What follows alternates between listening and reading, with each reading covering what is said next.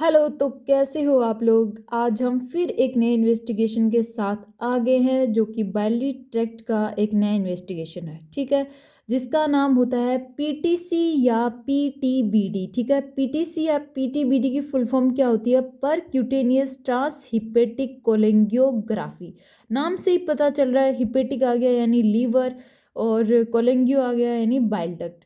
तो ये एग्जामिनेशन होता है वो इंट्रा हिपेटिक बाइल डक्ट और जो लीवर है उसमें किसी भी टाइप की पैथो या abnormalities होती है उसका फाइंड आउट लगाने के लिए इन्वेस्टिगेशन किया जाता है।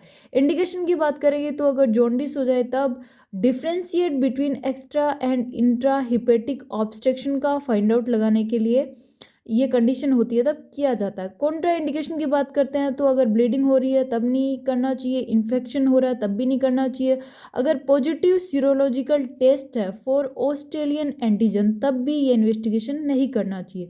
कॉन्ट्रास्ट मीडिया है वो कॉन्डे 280 और यूरोग्राफिन 60% यूज़ करेंगे और उनकी जो अमाउंट होती है वो 20 to 60 ml यूज़ करते हैं।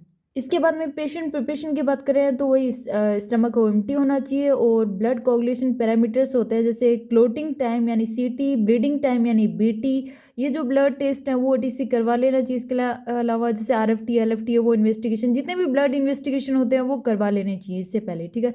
अब टेक्निक की बात कर रहे हैं तो क्या करना चाहिए? Contrast media inject into intra hepatic bile duct using a Chiba needle through direct puncture made from the skin through the liver. इसमें क्या करते हैं कि जो कॉन्ट्रास्ट मीडिया है वो इंट्रा हिपेटिक जो बाइल डक्ट है उसमें जो सीबा नीडल होती है उसके थ्रू इंजेक्ट करवाते हैं डायरेक्ट पंक्चर करके, जो किसको, स्किन को पंक्चर करके और लीवर से होते हुए फिर उस बाइल डक्ट में इंजेक्ट करवाते हैं कॉन्ट्रास्ट मीडिया को।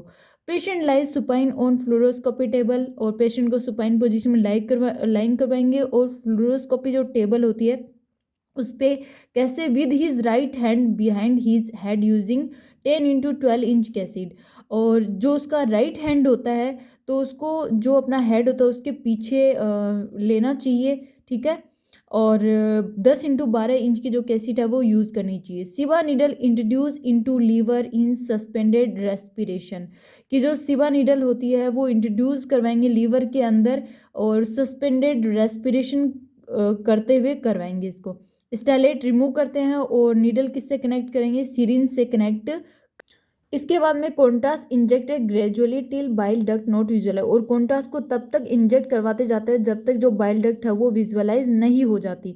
नीडल रिमूव कर देते हैं और फिर सुपाइन ओब्लिक लेटरल और इरेक्ट पोजीशन में फिल्म में ली जाती है। कॉम्प्लिकेशंस की बात करें तो वोमिटिंग हेडेक होने लगता है। केयर की बात करें तो बेड रेस्ट बोलना चाहिए और बीपी पल्स चेक कर लेनी चाहिए। इक्विपमेंट है ना वो मैंने पहले बताए नहीं थे पर बता देती हूँ, इसमें वही फ्लोरोस्कोपी टेबल विद, ठीक है, और इमेज इंटेंसिफायर यूज़ करेंगे। एक इम्पॉर्टेंट ये है कि जो सिबा नीडल होती है वो इसमें यूज़ की जाती है। उसकी जो लेंथ होती है वो 18 सेंटीमीटर होती है और उसको 22 से 23 जो जी है वो वाली जो सिबा नीडल है वो यूज़ की जाती है। Thank you, bye bye, take care.